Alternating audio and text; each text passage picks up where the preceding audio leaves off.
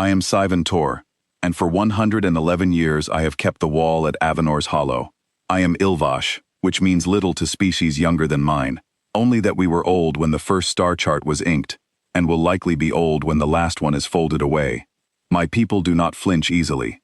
We flinch from the wall. It stands on a moon with no name worth keeping, at the inward edge of what every chart now marks as the closed sector.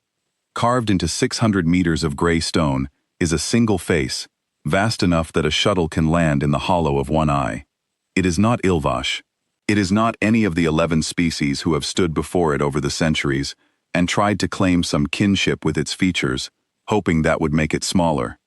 The face is calm. That is the worst part of it. It does not snarl. It is not rendered mid-scream, in any of the postures our own art uses to mark a danger. It only watches the dark beyond the hollow, and after 100 years of standing under it, I have learned to read that look as patience. The hollow itself does nothing to soften it. There is no wind on that moon, no water, no green thing growing anywhere in the basin.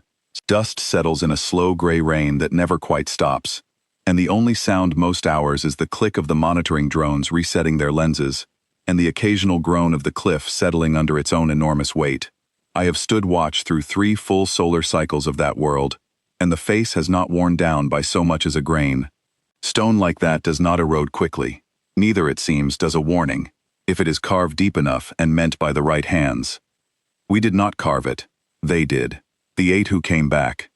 Every Ilvash child learns the shape of the story before they learn to walk unaided. 12 generations ago, the 10th Watch crossed the boundary of human space on a mapping mandate, 41 strong, the largest expedition any species had sent into that dark in living memory. They went in certain of their numbers. Of the 41, 8 returned. They brought the ship back on automatic heading, drifting, powered down to a whisper, and when our people opened the airlock, the 8 walked out in silence, knelt in the dust of this moon for 3 days without food or speech, and then rose and carved this face into the cliff with hand tools, working without rest until it was finished. When it was finished, none of them ever spoke again. Not a word, not to each other, not to the physicians, not to the Concord elders who begged them for a debrief that might save the next ship. They lived out long Ilvash lives in total silence, and were buried, one by one, at the foot of what they had made. The Concord declared the sector forbidden that same season. Stay away from the humans. Whatever met the 10th Watch out there, it does not negotiate, and it does not let you keep your voice. That is the story. It is a good story. It is shaped like every other warning ever carved into stone, and for 11 generations it has done its work. Not one Ilvash ship has crossed that boundary since. I never believed it was the whole story. I am the kind of warden who reads footnotes. There was a testimony, not from the 8, they gave none, ever, but from the ship's own recording stack, salvaged and never fully decoded, because the language module had been deliberately corrupted from the inside before the ship ever came home. One of the 8, in their final hour of speech, before the silence took even that, dictated 40 minutes into a private log that the Concord sealed under my predecessor's predecessor, and that no warden before me had chosen to open. I knew the seal code. I had known it for 60 years. I told myself I was keeping it sealed out of respect for the dead. I think now I was keeping it sealed because I already suspected what I would find, and a warden who has not yet read the worst thing in her archive can still believe, on her better days, that the story everyone tells is true. 3 months ago, the Concord voted to retire me, with honor, at the close of this tenure. I decided I would not hand this post to my successor with that log still sealed, so I opened it. The 10th Watch had not been destroyed by the humans. They had been escorted.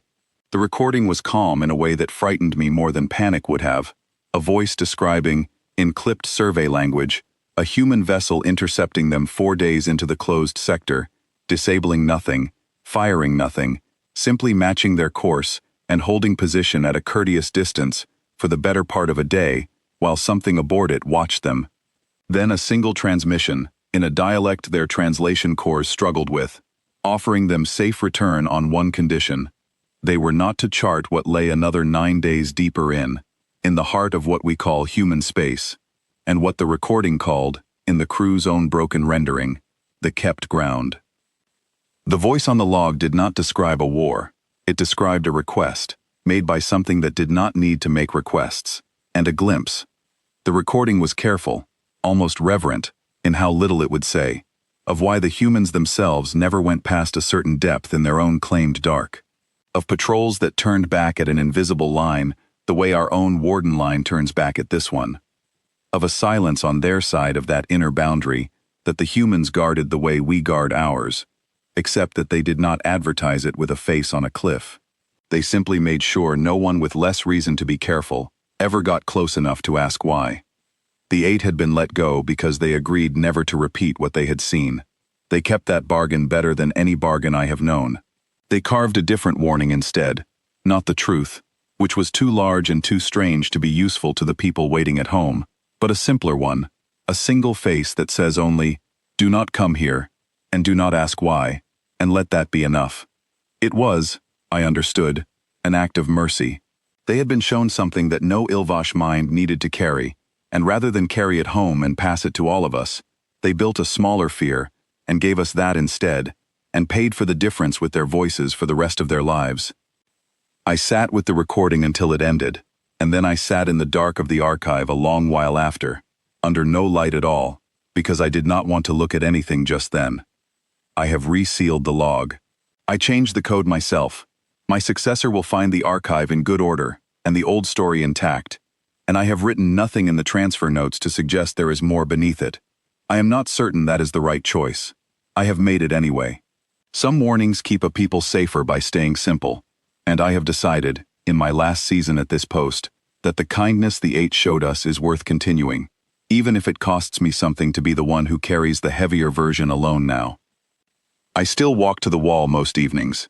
I stand where the shuttle pad meets the carved jaw of that vast calm face, and I look up at it, the way I have for 111 years. Except now, I no longer read it as a portrait of what waits beyond the boundary.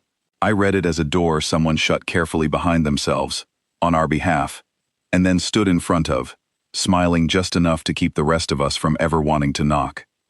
The humans drew their own line, long before we drew ours. We built a monument to our fear of them.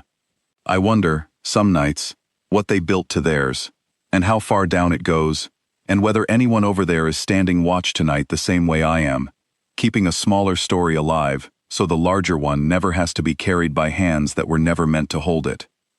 I will retire in the spring.